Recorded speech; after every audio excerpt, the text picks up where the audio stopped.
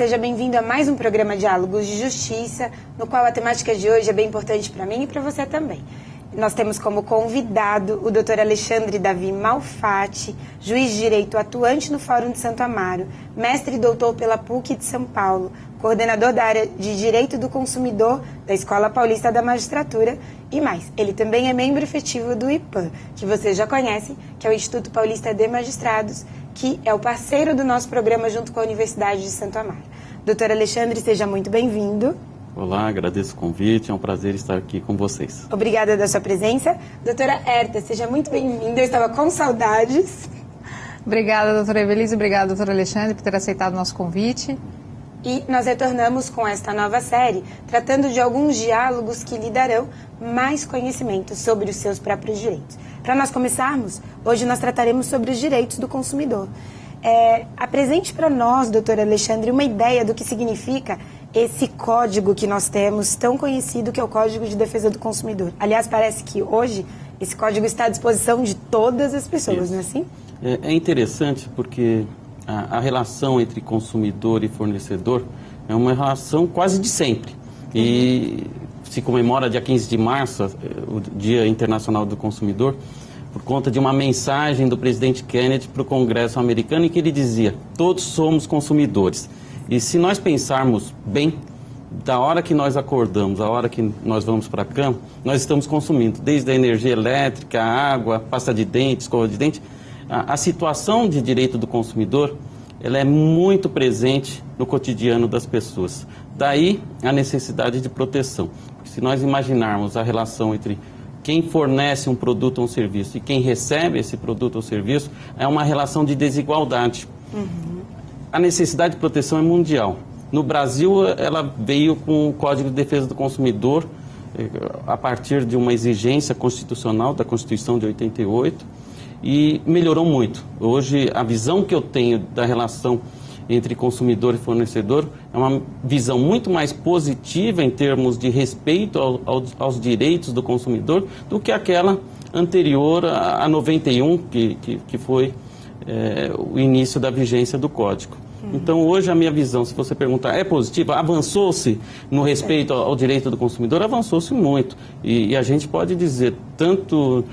A gente vai falar, a minha ideia é de falar um pouquinho sobre os contratos bancários, mas desde o direito bancário, passando pelos planos de saúde, passando pela telefonia, uma série de serviços que hoje nós tivemos uma melhoria em termos de respeito ao direito do consumidor. Ajuda também bastante, nesse sentido, a oportunidade que hoje a população possui de ter o Código de Defesa do Consumidor em cada estabelecimento comercial. Isso tem uma finalidade? Bom, eu, enquanto consumidor, quando vou ao estabelecimento, sempre vejo. Mas confesso a você que nunca vi alguém consultando. Assim, de forma provocativa, eu mesmo já pedi: cadê o código? Eu quero ver, tal. Nem dizia que era profissional do direito e tal.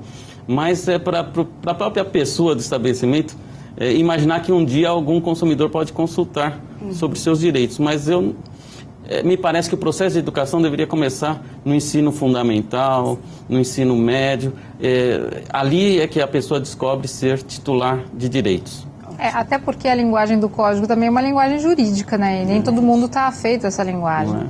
Uma das questões, assim, que acho que é fundamental é o direito à informação. Quais são os direitos exatamente do consumidor em relação à informação do produto ou do serviço que ele está adquirindo? A informação, Herta, é tão importante para o direito brasileiro do consumidor, e eu sempre brinco com os alunos dizendo: em mais da metade, eu não sei se vocês sabiam, mas mais da metade dos artigos do Código contém a palavra informação. Ou seja, se a informação está inserida como palavra em mais da metade dos artigos, é porque é um direito essencial do consumidor ser informado. Há vários autores de direito do consumidor que dizem: a redução da desigualdade entre fornecedor e consumidor vem a partir da informação. Como se obtém informação? Há dois direitos básicos que andam atrelados: informação e educação. A informação tem muito a ver com um processo de comunicação. Alguém que transmite uma mensagem, que normalmente ou pelo menos no início desse processo de comunicação, é o fornecedor, e alguém que receberá essa informação. E há dois momentos muito interessantes dessa transferência, dessa mensagem que é a informação e que vai viabilizar um consentimento mais profundo, fundamentado do consumidor, que é o momento da publicidade e o momento do contrato.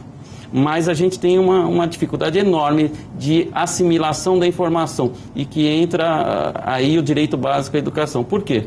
Porque o consumidor brasileiro não somos nós que estamos aqui nesse estúdio. O consumidor brasileiro é a população de um modo geral e uma população cujo nível de educação e informação é muito baixo comparado com outros países, inclusive da América do Sul. E essa questão da informação, de maneira prática, dá ao consumidor o direito dele saber, por exemplo, tudo que vai no seu produto alimentar, tudo que ele adquire, como funciona, o manual tem que ser adequado? Eu até complementaria essa pergunta. O consumidor está diante de 2 produtos. Um custa metade do preço do outro. Só que esse que custa metade do preço do outro limpa metade do que limpa o outro. Ele tem direito a ser informado disso? Em tese, sim. Houve uma pesquisa feita pelo DPDC, muito interessante, numa comunidade de baixa renda, não me lembro qual cidade, não saberia dizer. Mas o que foi pesquisado junto aos consumidores, se eles comprariam produtos de limpeza para casa baseados unicamente no preço, ou seja, escolheriam a marca baseada no preço mais baixo. A surpresa do resultado dessa pesquisa foi o consumidor se interessava pela eficiência do produto, ou seja, por exemplo, aquele produto que você vai usar para lavar sua roupa, né, marca X, não interessa se ele custa mais caro. Se ele me possibilitar lavar uma quantidade maior de roupas, eu prefiro este produto a outro, porque no final das contas ele vai saber que vai sair mais barato para ele. É possível que o consumidor saiba disso, sobre a qualidade e a eficiência do produto, apesar da precificação? Como isso se desenvolve? Então, a rigor, como direito básico, a informação deveria ser transmitida de uma forma eficaz e adequada. A informação ela deve ser compreendida e deve ser completa. Isso nem sempre é respeitado, por uma série de circunstâncias. Por exemplo, num produto nós temos a embalagem. A rigor, tudo que é importante para influenciar o processo de escolha do consumidor deveria constar ali da embalagem. E o que se alega em termos de marketing é que a embalagem não é só para informação, é também para servir de chamariz para o marketing, para a venda do produto. Mas, de qualquer forma, aquilo que for essencial em termos de informação, e há um exemplo muito sintomático desse problema da informação. É comum a empresa colocar no mercado um produto e durante anos ele ter uma quantidade, um refrigerante conhecido nosso que tinha uma quantidade de 600 mililitros. No lugar dele aumentar o preço, ele diminui para 500 mililitros. Então, essa é uma forma disfarçada de aumento de preço. Aonde não há boa-fé, há intervenção do Estado. Esse caso chegou até Brasília, no Superior Tribunal de Justiça, e foi considerado uma publicidade enganosa. O que eu quero dizer com isso? Toda vez que a informação for decisiva para influenciar o consumidor na aquisição de um produto ou serviço, ela deve ser transmitida com eficiência, seja na embalagem, seja na publicidade, seja no contrato. E qual que é a responsabilidade da publicidade? Por exemplo, outro dia eu estava no meu carro ouvindo pelo rádio uma propaganda chamando aquelas pessoas todas que tinham feito financiamento. Você que fez financiamento, está pagando juros abusivos, você pode reduzir o valor do seu contrato, você vai tirar o seu nome do SPC, vai regularizar a sua situação cadastral. Garantindo o serviço.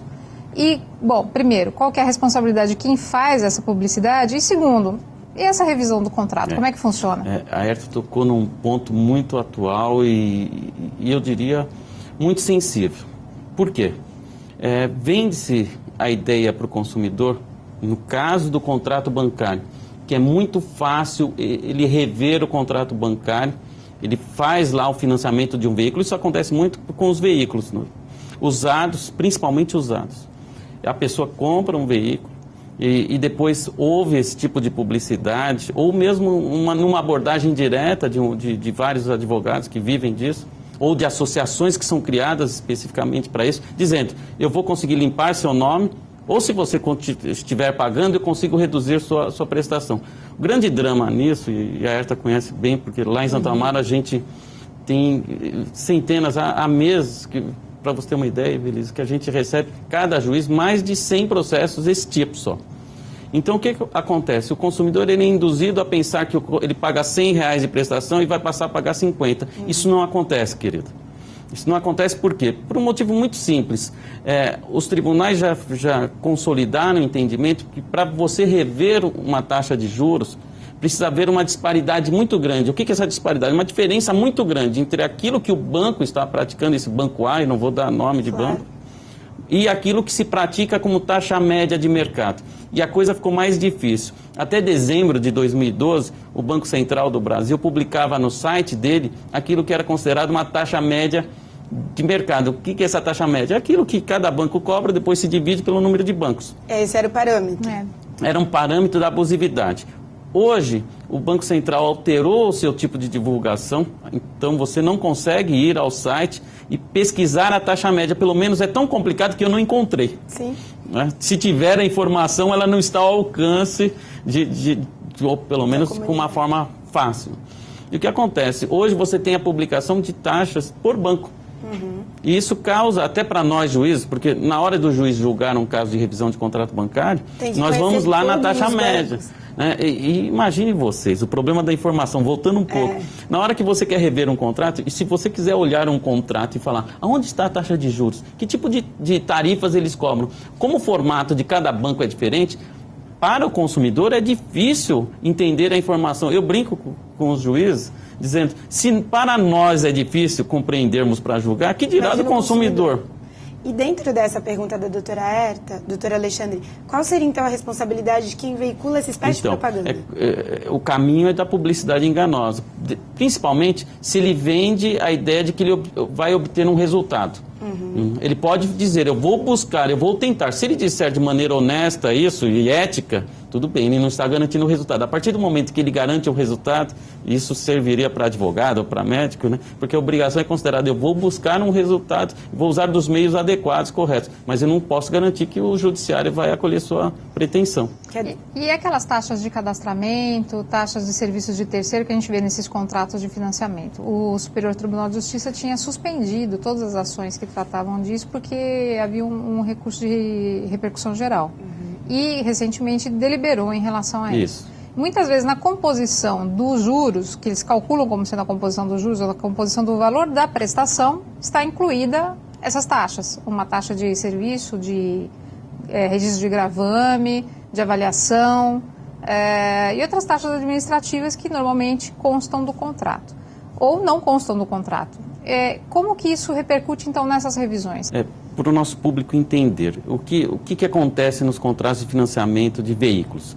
O sujeito vai, normalmente numa loja, numa concessionária, buscar a compra de um carro usado, não tem todo o dinheiro, então ele tem que fazer uso de um financiamento. É muito comum que ele faça uso de uma financeira ou de um banco que atua junto àquela loja, certo? É difícil, acontece, mas é mais difícil que ele vá ao próprio banco em que ele tem conta. Ele acaba fazendo uso porque ele é estimulado a fazer a compra e financiamento tudo no mesmo lugar. Até aí não teria problema. O grande problema nasce quando nós temos uma informação incompleta. O que seriam essas informações incompletas? São as taxas inseridas num contrato e que o consumidor não tem toda a noção do que representam. E elas encarecem a prestação. É que ele não sabe, porque, na verdade, ele pergunta para o sujeito, quanto é o carro? O carro custa 10 mil. Eu tenho só 1.000, então eu vou precisar financiar 9 mil. Isso. Então, para o senhor financiar 9 mil, a sua prestação vai ficar R$100. Na cabeça do consumidor, ele vai pagar R$100 de prestação, mas há uma taxa de 2% ao mês, vamos chamar assim. O sujeito diz, o senhor vai pagar uma taxa de 2% ao mês, sua prestação será R$100. A rigor, isso não está correto. Não. Por que não está correto? Porque, na verdade, se ele fosse pagar 2% sobre os R$9.000, a prestação dele seria de R$99, por exemplo. Seria menos do que os R$100. Ela só chega a R$100 porque, além dos juros de 2%, ele estará ali financiando outras coisas. O IOF, por exemplo, Imposto sobre Operações Financeiras, é muito comum a gente financiar, não tem nada de ilegal. O Tribunal de Brasília, que nós chamamos de Superior Tribunal de Justiça, diz isso. O grande drama são outras taxas. A Herta mencionou algo, tem sido cada vez mais raro nos contratos modernos, mais recentes. O vendedor acaba servindo como um gerente de banco, me oferecendo o serviço de banco. Nós tivemos casos, eu tive caso lá em Santo Amaro, de financiamento de R$15 mil, com uma taxa de serviço de terceiro de R$2.000. Ou seja, excluída a taxa, a prestação diminui. Isto sim é um argumento razoável do ponto de vista do direito do consumidor para a revisão da prestação. Esse tipo de argumento os juízes costumam acolher. O que os tribunais entendem, e aqui eu vou generalizar, e a maior parte dos juízes, tarifa de cadastro, esta é legal. A tarifa de avaliação, a maior parte dos juízes aceita. O que os juízes têm excluído é essa chamada tarifa de serviços de terceiro ou serviço de correspondente bancário, que nada mais representa do que uma comissão do banco para o lojista, porque ele angariou um cliente para ele. E isto não é informado adequadamente, o consumidor não sabe, porque na visão de alguns juízes, por exemplo, basta que o consumidor saiba o valor da prestação. Isso a mim não me parece, não basta eu informar para o consumidor, olha, você vai pagar a prestação tanto. O erro não está nessa informação isolada, está, você vai pagar R$100 porque os seus juros são de 2%, mas isso não está correto. Porque se você aplicasse 2%, daria menos de R$100. Você esqueceu de complementar a informação, entre aspas, porque você vai dizer, olha, na verdade você está pagando R$2 de juros, mas como você está financiando também a taxa de serviço de terceiros, o seu financiamento não é mais de R$9 mil. Sabe de quanto é o seu financiamento? R$10 mil, porque você está pagando R$9 mil pelo carro e mais R$1.000 pela comissão. Esse é um problema muito sério. Se essa informação estiver constando do contrato? Por exemplo, estiver lá expresso no contrato, serviços de terceiros... Então, aí nós vamos sair daquilo que nós em direito chamamos de campo da informação para poder vincular. Ele até em tese conhece a cláusula, mas ela ainda assim padece daquilo que nós chamamos de nulidade, de invalidade. Por que ela padece? Porque ela impõe ao consumidor algo abusivo. Nós não temos escolha, muitas vezes, de excluir do contrato alguma disposição, alguma cláusula. Então, o que a gente considera? Nesses contratos de adesão, mesmo informado ao consumidor que ele será cobrado ou que haverá aquela disposição contratual, o judiciário pode declarar essa cláusula, ela não vale. E, doutor Alexandre, quase encerrando a nossa programação, o tempo acaba sendo pouco numa temática tão profunda. Quais são as dicas breves que o senhor deixa para quem nos assiste? Olha, considerando a dificuldade mais comum do brasileiro de compreender, eu digo do brasileiro, todos nós, né? Eu posso dizer para que nós, juízes, enquanto consumidores, também não lemos todo o contrato e mesmo, muitas vezes, não entendemos. É ler com calma, principalmente quando você vai comprometer parte substancial, comparar efetivamente o preço, questionar o seu vendedor, mas o que está incluído aqui? Né? Tem taxa, você, nos contratos de financiamento bancário, é perguntar que taxa você está me cobrando, por que eu dessa taxa? E verificar se o outro banco vizinho cobra a mesma taxa. Muitas vezes, uma taxa de juros de 2,5% num outro banco B é mais barata a prestação do que 2% no banco A. Mas as pessoas compram muito por impulso, né? Ela está tão empolgada com a compra que ela não faz pesquisa. Ou novamente a propaganda, não é isso? Também. Então está bem. Doutor Alexandre, muito obrigada pela sua presença, pela colaboração no programa. Obrigado, eu agradeço. Terá que voltar, esse é o nosso convite desde já. Esse foi só um pequenino tema do direito do consumidor, né? De tantos outros que a gente tem para tratar. Muito obrigada pela colaboração, doutora Herta, obrigada. Eu que agradeço, doutor Alexandre. E você que acompanhou conosco, fique atento às novas temáticas do Diálogo de Justiça. Obrigada por acompanhar os nossos programas.